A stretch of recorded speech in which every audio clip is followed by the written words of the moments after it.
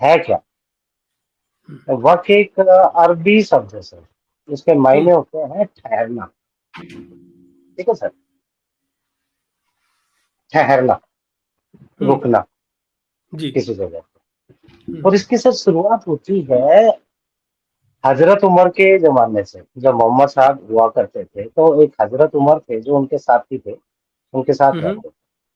तो तब की एक घटना है कि उनके पास हज़रत उमर के पास एक संपत्ति प्रॉपर्टी आई और हुँ, उन्होंने पैगंबर मोहम्मद साहब से पूछा कि मैं इसका अच्छे से इस्तेमाल करना चाहता हूँ, कुछ अच्छे कार्य में यूज़ करना चाहता हूँ, ठीक है? जी, तो मुझे क्या हुँ, करना चाहिए?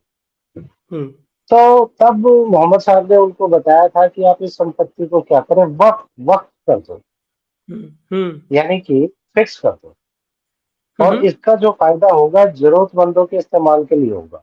इसका ओके, मोटा-मोटा आप ये समझ लीजिए सर, जैसे अपन गाँव में क्या प्याऊ बना देते हैं, एक हुँ, बैठक बना देते थे। राजस्थान, हरियाणा, पंजाब में काफ़ी चलता है। पहले लोग पैदल यात्रा करते थे, तो एक हुँ, हुँ, छोटा-सा कोठड़ा पानी-वानी रख के लोग बना देते थे, वहाँ पे जाने वालों के लिए।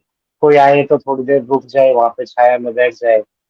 हुँ, मतलब हुँ, आम जनता के लिए आपने कुछ अपनी प्रॉपर्टी को दान कर दिया।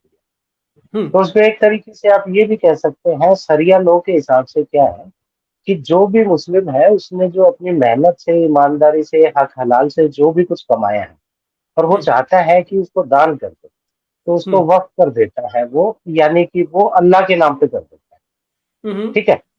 हुँ, अब वो आम लोगों के लिए उसका इस्तेमाल होगा, तो बेसिक फंडा तो उसका ये था, एक हुँ, कि वो हक हलाल की कमाई होनी चाहिए, आपने खुद में कमाई होनी चाहिए उस कोई भी चीज़ हुँ, को, उसमें हुँ, मूवेबल, इमूवेबल यानी चल-अचल किसी भी तरीके की संपत्ति हो सकती है। अब कोई भी हुँ, दान कर सकता है। हुँ, अगर आपने नॉर्मल भाषा में बोले तो दान करना होता है सर। हुँ, अब इसमें दान आप अपनी ज़मीन का भी कर सकते हैं, किसी वस्तु का भी कर सकते हैं। इस तरीके से सर इसमें ठीक है। जी, एक रिपोर्ट के हिसाब से सर इंडिया में 2022 में लगभग 8,51,535 संपत्तियां वक्फ के पास है। 8,51,535। हुँ, हुँ, ये इसका छोटा सा एक इंट्रोडक्शन था। अब आते हैं थोड़ा इसकी हिस्ट्री के ऊपर आते हैं सर। हुँ, हुँ, ऐसा माना जाता है कि सर आर्मी और रेलवेज के बाद इंडिया में अगर सबसे ज्यादा जमीन किसी के पास है तो वक्फ बोर्ड के पास है। ओके, और आज भी मॉडर्न भाषा में बोला जाए तो इसको सर लैंड जिहाद भी कहते हैं, जमीनी जिहाद भी कहते हैं। हुँ, हुँ, ओके, ये क्यों कहते हैं, जब ये कहानी खत्म होगी तब आपको समझ में आएगा। बट ये ओके, एक शुरू किया गया था एक नोबल कॉज के लिए और एक अच्छे इंटेंशन के साथ किया गया था। नियत नियत अच्छी थी, बिल्कुल, हुँ, नीयत अच्छी थी सर, लेकिन ये नीयत खराब किसकी हुई और क्यों हुई, ये जब हम कहानी समझेंगे, धीरे धीरे चलेंगे, तो हुँ, इसका हुँ, मतलब हमें समझ में आ जाएगा। ठीक है ना सर? ओके, ओके, तो वक्त का एक इंग्लिश में मीनिंग होता है सर डिटेंशन या कंफाइनमेंट और प्रोहिबिशन। हुँ, हुँ, इसका मतलब ये है कि आपने कोई चीज एक अपने कब्जे में ले ली है, अब उसका हुँ, क्या करना है आपने, एज पर इस्लाम अगर देखें तो इसको हुँ, यूज करना है आपको रिलीजियस और चैरिटेबल पर्पस के लिए, ओके, और बाकी अन्य किसी काम के लिए इसको प्रोहिबिटेड कर दिया जाता है।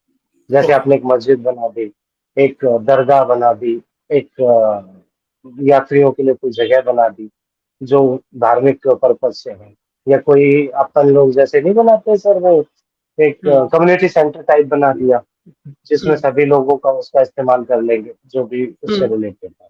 हुँ, इस तरीके का इसका बेसिक पर्पज हुआ करता था किसी जमाने में सर। हुँ, हुँ, ठीक है सर? हुँ, इसका एक मतलब ये भी होता है सर कि ये शरिया के हिसाब से बोलते हैं कि this property is now permanently dedicated to अल्लाह।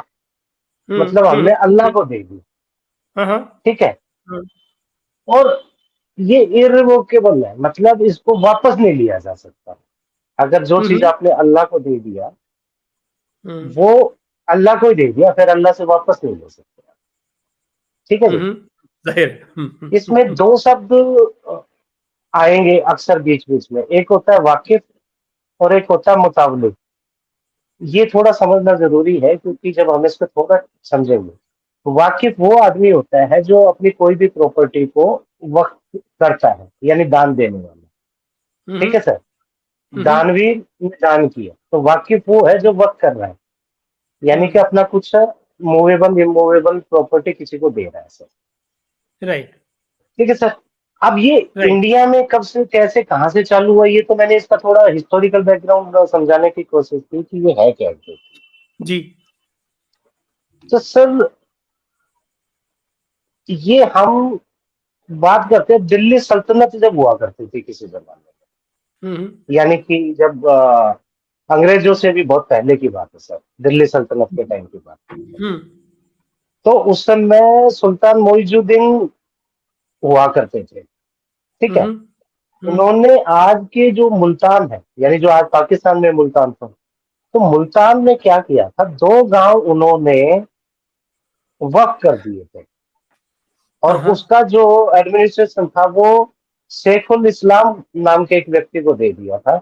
यानी कि दो गांव के गांव उन्होंने वक्फ कर दिए, दान दे दिए दान थे। कर दिया कहाँ पर बिल्कुल सर? मुल्तान किसको दिए थे? जामा मस्जिद को। और ये ओके कहाँ की जामा मस्जिद थी? मुल्तान की, जो कि मुल्तान की आज के जगह पाकिस्तान में। आज का पाकिस्तान बिल्कुल ठीक है सर? बिल्कुल उसके ये शुरुआत थी इंडिया के अंदर। तो इंडिया के कंटेक्स्ट में अगर देखा जाए तो इसकी शुरुआत जो है दिल्ली सल्तनत के टाइम से हुआ करती थी, क्योंकि उस टाइम पाकिस्तान बांग्लादेश एक ही हुआ करता था। तो हम्म आज का मुल्तान जो कि पाकिस्तान में है, वहां के दो गांव जो है हम्म आ, दान दिए गए थे सुल्तान मौजूदुन के द्वारा। और किसको दिए थे? शेखुल इस्लाम को। कहाँ पर हम्म थे? किसको दिए? जामा मस्जिद को, जो कि मुल्तान में है आज की डेट में पाकिस्तान। हम्म ये स्टार्टिंग है सर। ठीक है सर? हम्म हम्म अब आ जाते हैं अर्ली 90s के अंदर सर। हम्म इसमें कुछ बहुत बड़े बड़े ड्रामे और कॉन्ट्राडिक्शन होने लगे। हम्म तो 19 सेंचुरी में अंग्रेजों के टाइम में सर एक केस हुआ। हम्म ठीक है सर? प्रॉपर्टी डिस्प्यूट हुआ सर। ओके तो ये जो केस था वो गया पैरवी काउंसिल ऑफ लंदन में, और वहां पे चार जजों की जो बेंच बैठी सर। ओके और उस चार जजों की जो है, जो बेंच थी, उसने अपना जो फाइनल जो अ, फैसला दिया।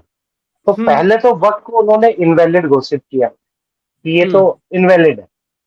और उन्होंने अपने ऑर्डर में कहा कि भाई ये जो वक्त है ये परपेट्री है of the worst and the most pernicious kind, मतलब एक भद्दा सा रिमार्क किया कि ये बिल्कुल बकवास सी चीज है। ओके ठीक है? और इसको वक्फ बोर्ड को इनवैलिड कर दिया। ओके लेकिन वो इंडिया में एक्सेप्टेड नहीं हुआ सर। ठीक है? वो कैसे अगर ब्रिटिश पीरियड था तो यहाँ एक्सेप्टेड क्यों नहीं हुआ जी मैं बताता हूँ सर।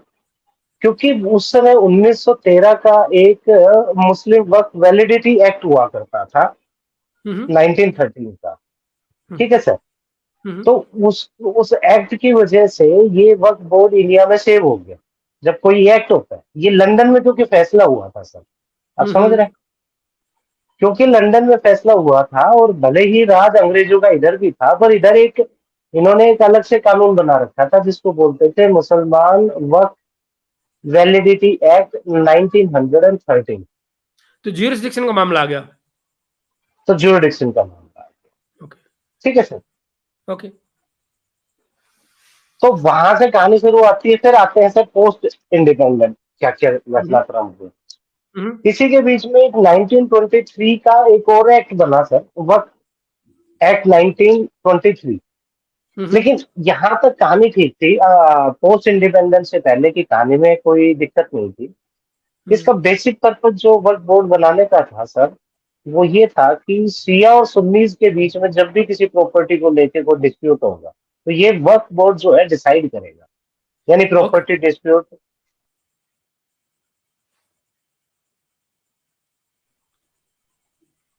समझ मेरी रहा हूँ आवाज आ रही है सर?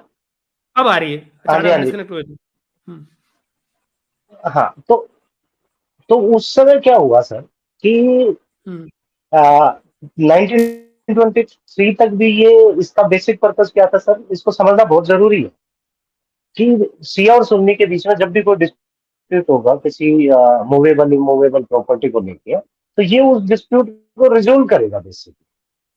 मैंने बताया ना सब, अभी तक सब बढ़िया चल रहा है, इसका कॉज भी अच्छा था, इसका उद्देश्य भी अच्छा था, इसका पर्पस भी अच्छा था, सारी चीजें अच्छी थी।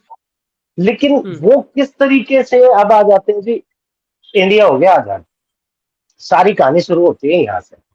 जो बेड़ा गर्क हुआ है वो आजादी के बाद से शुरू होता है। ठीक है सर, यहां तक हमने समझ लिया वक्फ बोर्ड क्या है, इसका मेन पर्पस क्या था, क्यों बनाया गया था, वक्फ का मतलब क्या होता है।